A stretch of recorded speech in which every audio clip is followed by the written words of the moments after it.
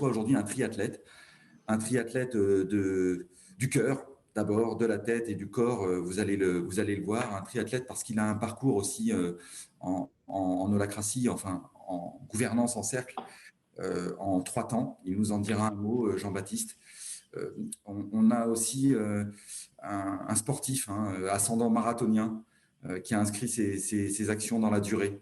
Vous allez le découvrir dans un instant.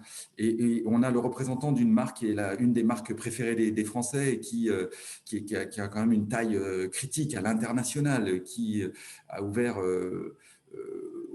autour de 2000 magasins, qui a versé récemment, il y a déjà une bonne dizaine d'années, très progressivement et avec beaucoup de résolution dans l'omnicanal, ce qui a mis la logistique, c'est le milieu dont vient Jean-Baptiste, puisque vous verrez que Jean-Baptiste est un acteur des entrepôts de Decathlon, qui est quand même le nerf de ce métier de détaillant, puisque Decathlon est un acteur du retail avec 12 milliards d'euros de chiffre d'affaires et une organisation en entrepôt, une trentaine en Europe. Et je parle sous le contrôle de Jean-Baptiste, mais je crois qu'il y en a 6 continentaux, dont 4 en France, c'est-à-dire des gros entrepôts. Parmi cette trentaine d'entrepôts régionaux en France, il y en a des plus grands à travers l'Europe, des entrepôts réputés continentaux. Jean-Baptiste nous dira son parcours au sein d'un de ces entrepôts, à Ferrières pour être précis, dont il a, on va dire, renversé ou en tout cas fait drastiquement évoluer le management en organisation des réunions tactiques et de gouvernance, en opérant en cercle, donc de façon très, très cousine à Holacracy, même si l'adoption pleine et entière d'Holacracy n'était pas à l'ordre du jour. Jean-Baptiste nous dira son parcours, et puis aujourd'hui, avec sa casquette de monsieur transformation au sein des entrepôts de Decathlon, nous dira à la fois ses joies et ses déconvenues, c'est les forces de frottement auxquelles il a affaire au sein de la grande maison qu'est Decathlon. Mais pour l'heure, pour se mettre en jambes, j'allais dire, Isa, nous allons proposer une courte vidéo de Decathlon qui a été publiée il y a déjà 5 ans de cela, mais qui est toujours un peu d'actualité. Vous allez le voir en images. Isabelle, quand tu veux.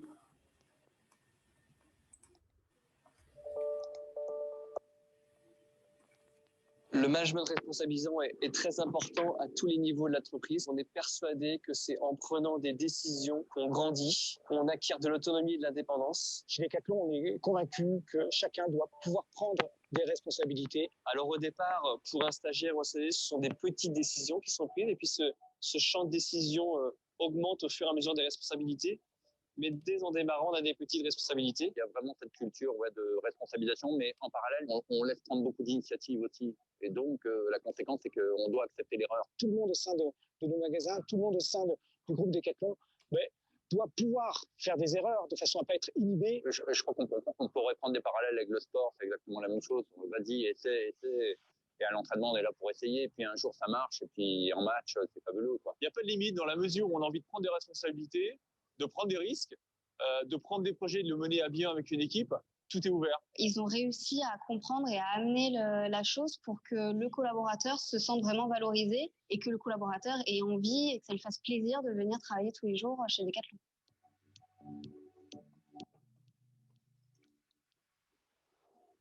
Alors le mot clé, merci Isabelle, merci de nous avoir laissé diffuser cette vidéo, Jean-Baptiste. Le mot clé là qu'on vient d'entendre, c'est un petit peu celui de la fin, c'est le mot plaisir, qui est une dimension importante, même si ce n'est pas qu'une partie de plaisir, que de gérer un entrepôt, n'est-ce pas Jean-Baptiste? Et la question pour toi, c'est la suivante. En quoi ce parcours qui est le tien au sein de Decathlon, et la première question, ce sera de peut-être nous raconter ce parcours, mais en quoi a-t-il relevé et relève-t-il encore d'une aventure humaine? Peux-tu nous raconter donc ce beau parcours qui est le tien, Jean-Baptiste? Ben oui, je vais m'atteler à raconter ça. Déjà, bonjour à tous. Je partageais mon humeur de ce matin là, sur le chat. Déjà, je voulais dire que pour moi, c'est vraiment gratifiant de pouvoir partager mon expérience Voilà, toutes les nouvelles formes d'organisation, c'est un sujet qui me passionne. Donc, je suis ravi de pouvoir partager et avoir ensuite des échanges. Voilà, et je suis quand même un peu stressé parce que c'est toujours pas facile pour moi de parler devant beaucoup de personnes. Pourtant, je l'ai fait l'exercice à plusieurs reprises, mais ça reste quelque chose de pas évident. Voilà. Tu es au sein d'une communauté bienveillante. Ok, merci. Mon parcours, oui, tu parlais tout à l'heure de je vais dire trois prises de conscience en fait qui m'ont fait évoluer et qui ont fait qu'au final je me suis lancé vers un changement, on va dire, de système de management. Donc je vais raconter un peu mon expérience à la base de ces trois événements ou de ces trois périodes. Déjà, ce que je voulais dire, c'est que je suis rentré chez Decathlon avec une vision assez classique du management, même si chez Decathlon, comme vous l'avez vu dans la vidéo, il y a déjà dans la culture de base une volonté de responsabiliser et de mettre le critère humain au centre du management. Donc, j'avais aussi ça en moi. Si je suis rentré chez Decat, c'est parce que j'avais envie de vivre ça. Je suis sportif de base aussi et les valeurs que je vivais dans le sport, j'avais envie de les vivre dans l'entreprise. Donc ça, c'est la première chose. Et je suis rentré aussi chez Decathlon et dans le management, je pense, pour me réaliser, voire pour réaliser des choses. Au début, c'était surtout pour réaliser des choses, pour me prouver à moi, certainement à d'autres autour de moi aussi, que j'étais capable de faire des choses. Et je suis rentré du coup avec vraiment l'envie d'être directeur d'entrepôt. C'était ce qui m'animait très fortement au départ. L'envie d'avoir un peu mon site, de me sentir responsabilisé vraiment avec une entité.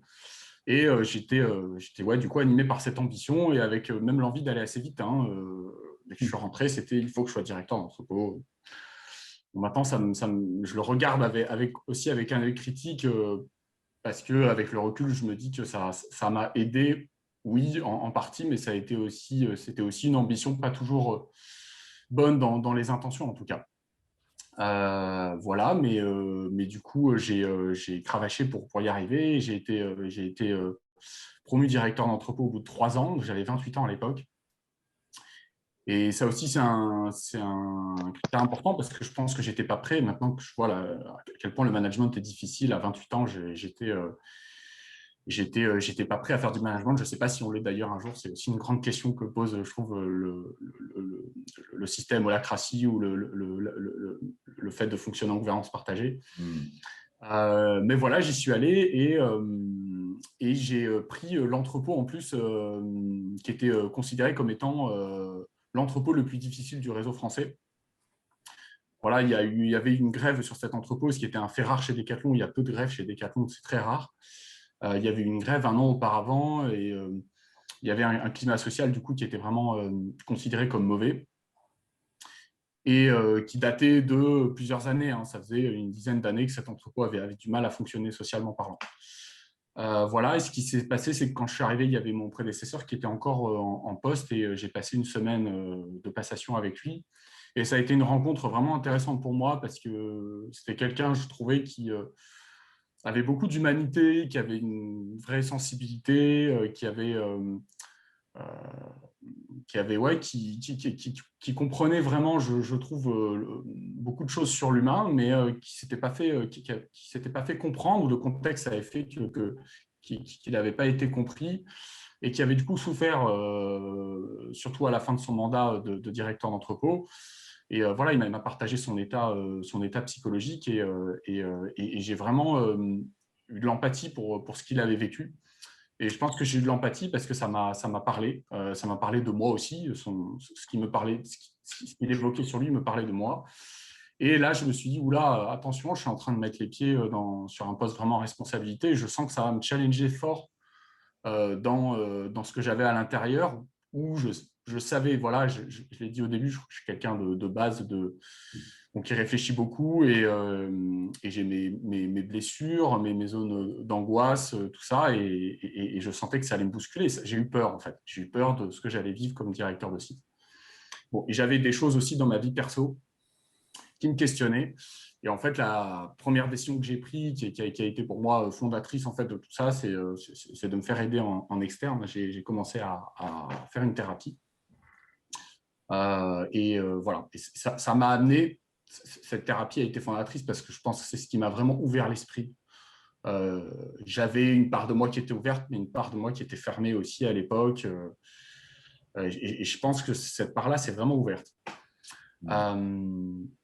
Voilà, et ça m'a amené, ça m'a aidé dans les 3 premières années, déjà dans les 3 premières années de directeur, puisque les 3 premières années étaient très intenses. J'avais pour responsabilité avec les équipes de déménager l'entrepôt et du coup de redresser ce climat social qui était difficile. Et là, je l'ai fait avec vraiment un management classique, hein, c'est-à-dire que j'ai vraiment pris les choses en main, j'ai fait du participatif, mais voilà, tout passait par moi. Et j'ai mis beaucoup d'énergie pour que la relocalisation se passe bien. Bon, le résultat, c'est que ça s'est bien passé, et le résultat, c'est que ça m'a amené à une deuxième phase qui a été pour moi aussi la deuxième phase de prise de conscience, c'est-à-dire une phase d'épuisement, où suite à la relocalisation de l'entrepôt, l'année suivante, j'avais vraiment plus d'énergie.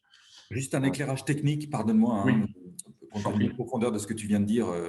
Relocalisation? Oui, relocalisation, c'est le déménagement de l'entrepôt sur un nouveau site.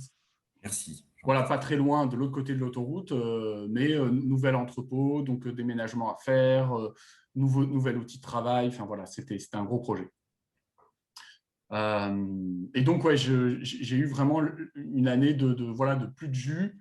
Et avec, pendant cette année, une décision que j'ai prise aussi qui a été importante pour moi, c'est que j'ai eu une proposition d'évoluer sur un entrepôt plus gros, de prendre plus de responsabilités. Et là, avec la thérapie que je suivais, etc., j'ai pris la décision de rester, en fait. Donc, j'ai cassé un peu cette logique dans laquelle j'étais, de vouloir gravir les échelons rapidement, voilà. Et ça n'a pas été une décision facile parce qu'en restant, je savais que j'allais être face aux erreurs que j'avais faites dans mes 3 premières années et que j'allais devoir les réparer. Alors qu'avant, je réparais plutôt celles de mon prédécesseur. Voilà. Et là, je savais que j'allais réparer les miennes. Donc, c'était aussi une décision difficile. Mais voilà. Et donc, du coup, je suis rentré aussi dans un autre mental. C'est-à-dire que le mental de mes 3 premières années, c'était optimiser les indicateurs, montrer que je suis capable d'être un bon directeur d'entrepôt, que je suis capable de faire fonctionner un site. Voilà, j'avais vraiment cet objectif en tête du résultat à base d'indicateurs, à base d'indicateurs qu'on utilise en logistique. Sur les 3 années suivantes, je plutôt orienté vraiment mon esprit sur le chemin. Comment agir sur le chemin pour en profondeur agir sur l'organisation, sur l'entrepôt pour faire quelque chose de plus solide puisque je m'inscrivais dans quelque chose qui était plus dans la durée. Je l'ai fait avec là aussi un management toujours classique, mais avec une volonté de mieux recruter, d'essayer de mieux comprendre les problèmes, de m'intéresser au fond des choses, tout ça. Et du coup, ça m'a fait bouger aussi dans mon appréhension du management, dans mon appréhension de ce sur quoi j'avais envie d'agir, de ce que j'étais aussi moi, de comment j'avais envie d'être avec les équipes. Et j'avais tout ça qui bougeait. Et en fait, à ce moment-là, il y a eu une troisième chose qui a déclenché ensuite la suite, c'est le fait qu'il y avait chez Decathlon le mouvement de libération d'entreprise qui a été déclenché par le nouveau directeur général. Donc ça, c'était il y a 6 ans maintenant. Le nouveau directeur général, celui qu'on a aperçu sur la vidéo, Nicolas Pelletier, ou alors Michel Abalé-les-Bains? Michel Abalea.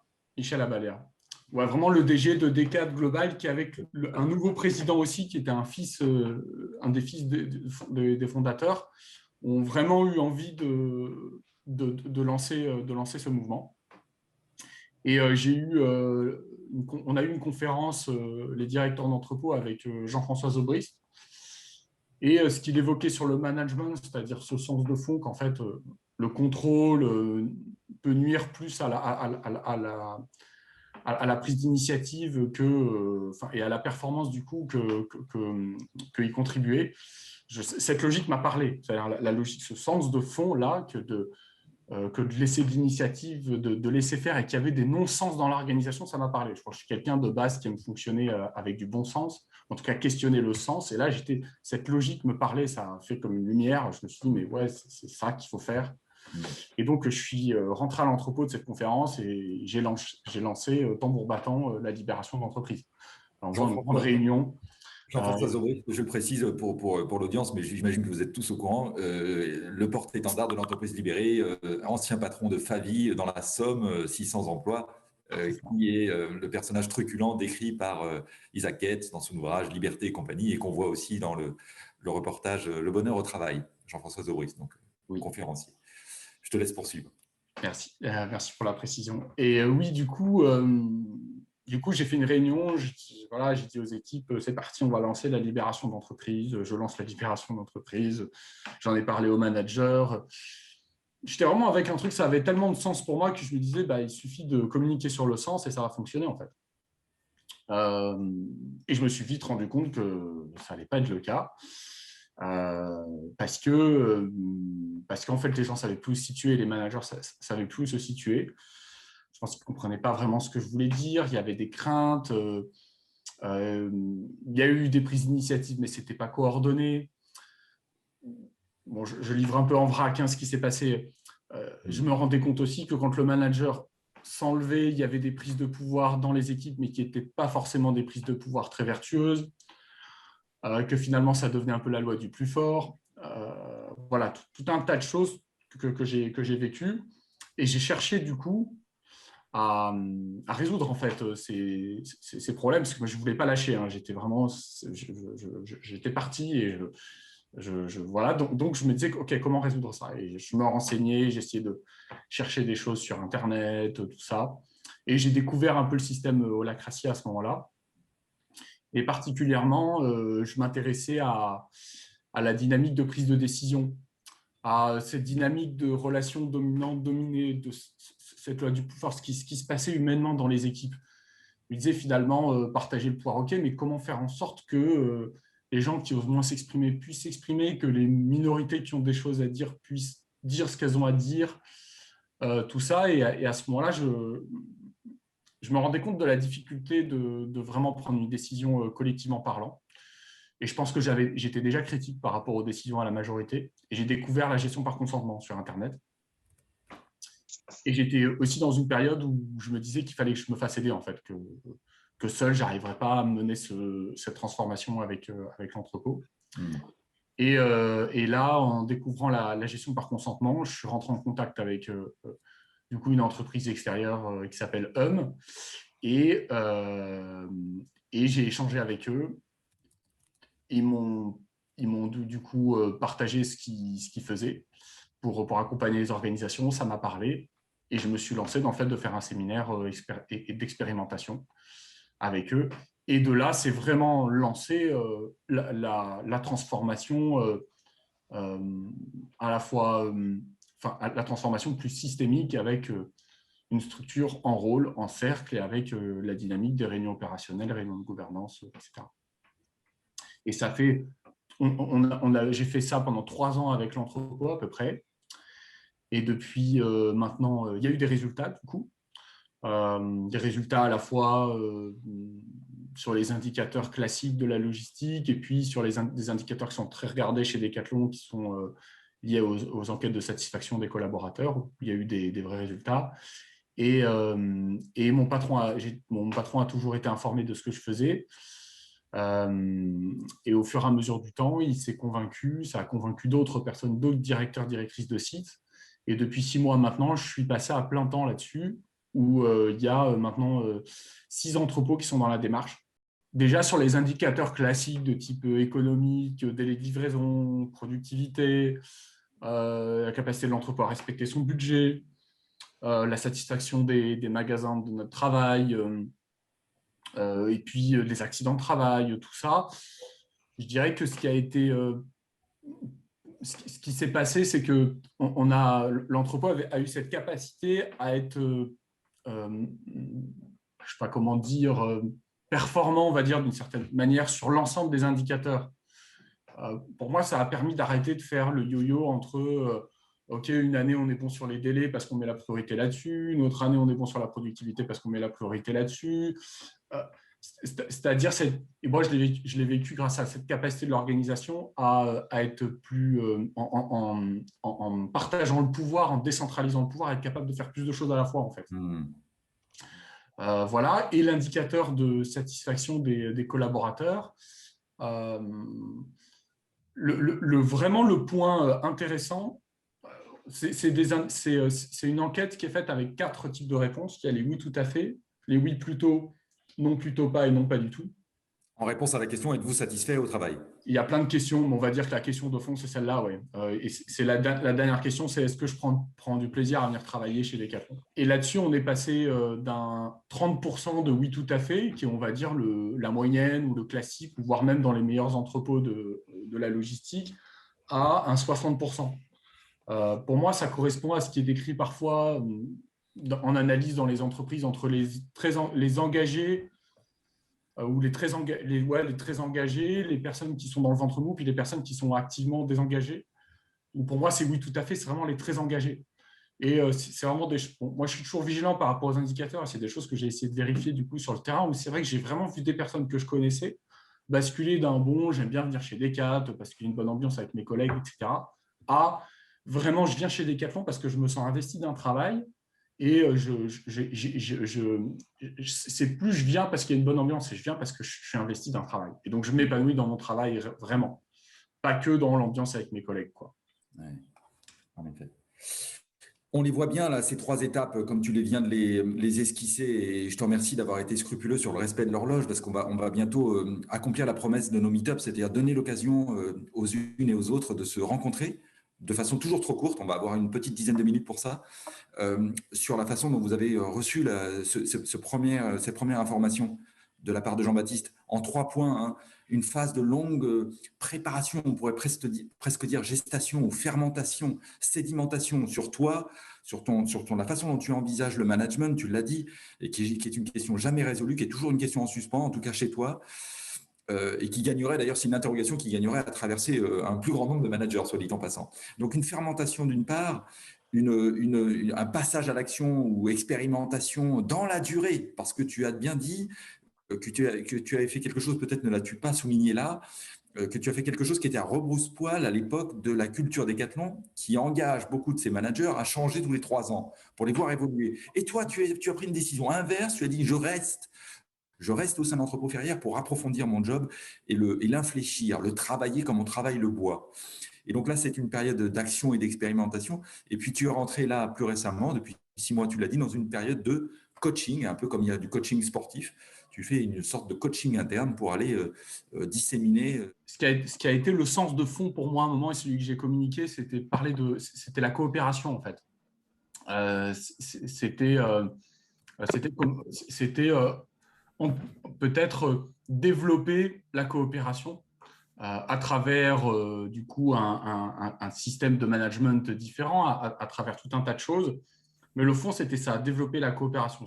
J'avais ce que je voyais de l'organisation, ce que je pouvais décrire, c'était qu'il y avait toujours ces 2 énergies, une énergie de coopération et une énergie de compétition.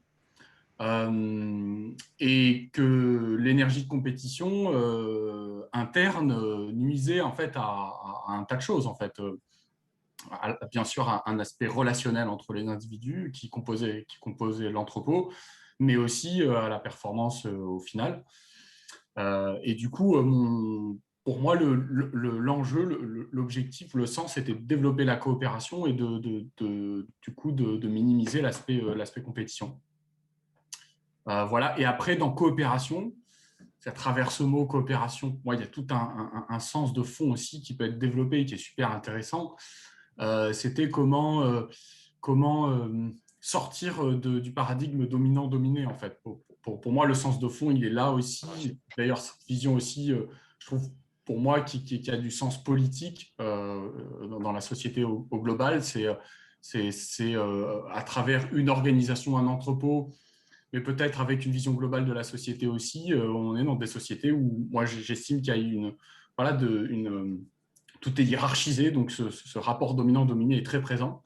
que pour moi, le sens de fond, c'est équilibrer le rapport, en fait. Comment être dans un rapport gagnant-gagnant, comment effacer ces rapports de domination qui existent aussi, comment les atténuer, en tout cas, le plus possible, quoi.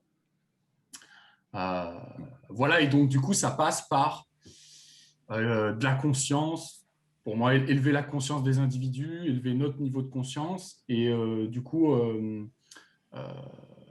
en élevant notre niveau de conscience, nous émanciper de choses qui peuvent faire que on va être dans un rapport de compétition. Je pense notamment prendre conscience de nos peurs. Moi, ça a été prendre conscience de mes peurs, parce que je me suis rendu compte que mes dynamiques de contrôle, de vouloir prendre le pouvoir sur les personnes, très souvent, c'était même tout le temps, c'était lié à mes peurs, en fait.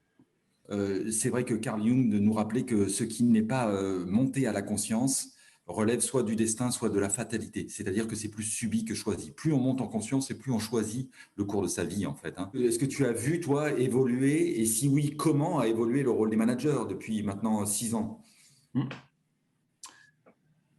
Il y a eu, pour moi, il y a deux points. Il y a déjà une évolution du manager vers plutôt un style de management coaching, c'est-à-dire pas diriger, mais accompagner.